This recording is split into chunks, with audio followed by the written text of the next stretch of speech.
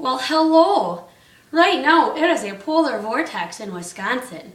And tonight, I'm going to read you a bedtime story called The Cheesehead Night Before Christmas. But before we get started, I'm going to wet my whistle.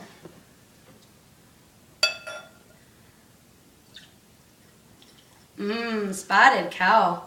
You know, sometimes my cat Brendan likes to be a part of things, but, you know, he's pretty cute, but he's kind of annoying. So, cheers.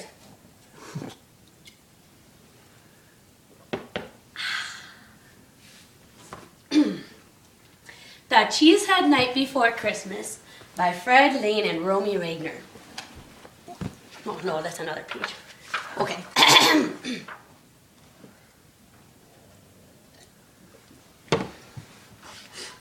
'Twas the night before Christmas, with the northern lights all aglow, and the wind chill kept dropping past -40 below. You know, that's a true story.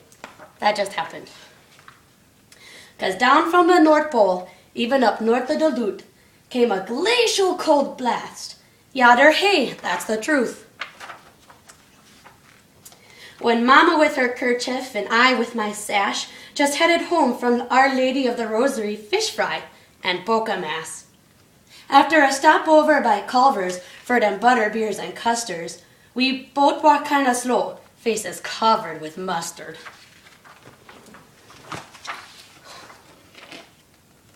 Well, little Ollie dreamed of fried curds and confections. Little Lena spun round to Neil Zunker and the music connection.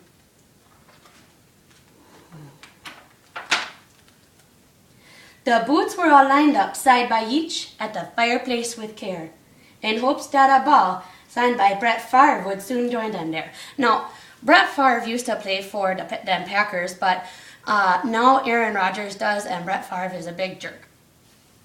The end. Then, Mama with her brats and I with my beer sat down our favorite team for to cheer. The Packers. Duh.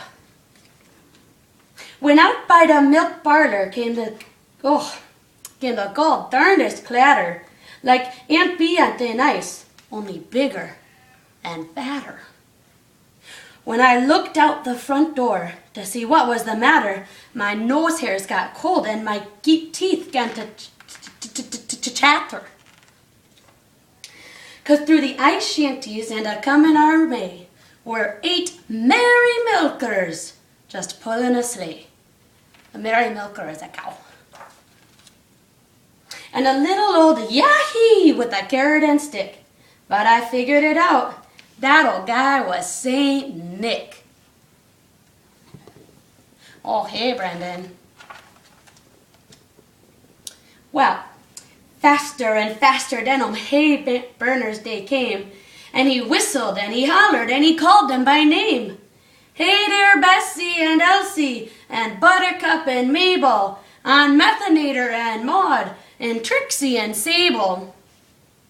When we get to the farmhouse, yous guys best be mindin'. Don't leave 'em no messes for me to be findin'. What kind of messes do you think they were leaving? Cow pies. You know what that is? Yeah. That's nasty. What'd you find? Okay. And lighting the way, twice as big as a truck, was a beautiful, an antlerful, a monsterful buck. The buck with a little, you can shoot them and eat their meat.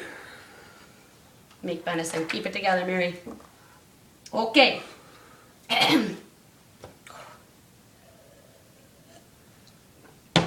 Santa budged down the chimney with them flames burning bright and landed all cock-eyed, which kinda gave me a fright.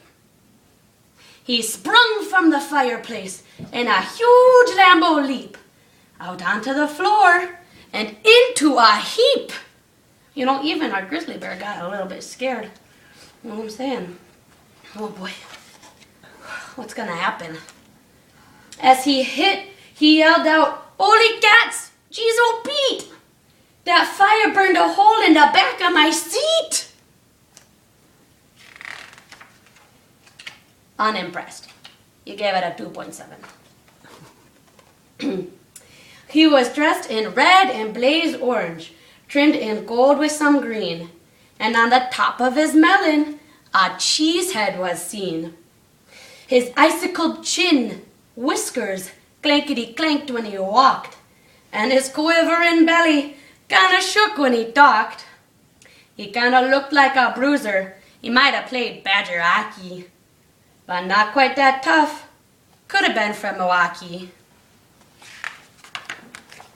You see, he's got a little cheesehead there, and he's got a big belly, and he has blaze orange so that the unders don't shoot him. That's the scariest part about living in Wisconsin is, I had a kid you not, his name was Brett Favre Johnson, and he brought some guns right into school, and he put them in his locker, and I said, "Hey, co-teacher, why did Brett Favre Johnson bring in guns to school?" And she said, "Well, if he left his hunting guns in the car, somebody would have stolen them." So apparently, in northern Wisconsin, you can bring guns into school. Anyway, Christmas, yay! A sack as full as Flea Farm was slung across his back. He looked like a burglar, purner for a fact. But a wink in his eye that kinda said, "Hey, how's by you?" So I let him get going. He knew just what to do. He kept his mouth shut and he got to his work. He emptied his sack and he turned with a jerk.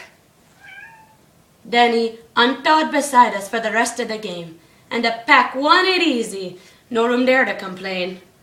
Probably because they were playing the Bears. Oops. Maybe the Vikings. Well, all the cows waited outside of the house and made sure to be quiet like a little church mouse. Let's see what they got going on here. This guy's wearing a Bulls jersey, but they're from Chicago. I don't know what he's doing. And she's doing her makeup. And that old buck is talking on the phone. You don't know what's going over here. He's waiting for some mistletoe for a little smoocher. Wonder who he's waiting for. Let's go to a John Deere tractor, yeah? That John Deere? Okay, next page. Alright.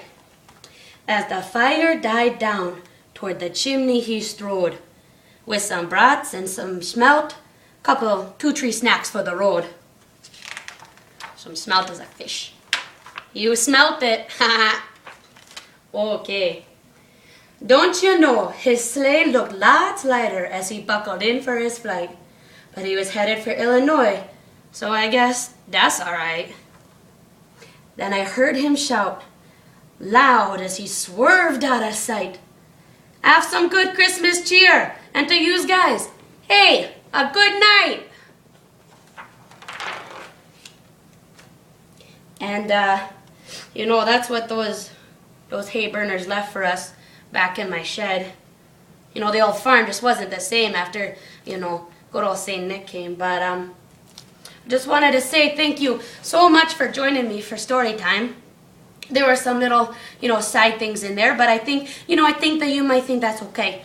If you want to get this, it is by Fred Lane and Romey Wagner, called The Cheesehead Night Before Christmas. Cheers.